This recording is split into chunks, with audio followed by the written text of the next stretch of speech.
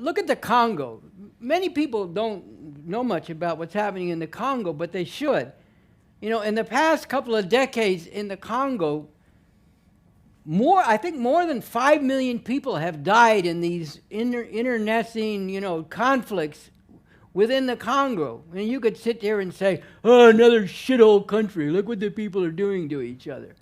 But just as what's happening in the inner cities, among the black and brown people and the youth in particular here, on a much more massive scale, what's happening in a place like the Congo is directly attributable to what the imperialist system has done there over more than 100 years.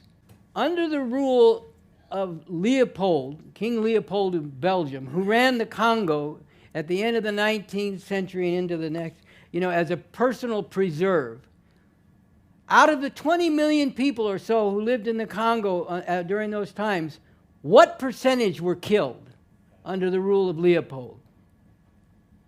Somewhere between 7 and 10 of the 20 million, almost a half of the population. Almost nobody knows about this.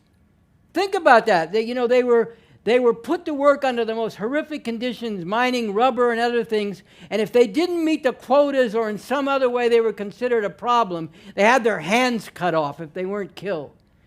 This is what, the great enlightened Western imperialism was doing in this one country. And then, finally, after World War II, when there was an independence struggle in the Congo, and you got Patrice Lumumba came forward as a popular nationalist leader, and became the leader of the Congo, what happened?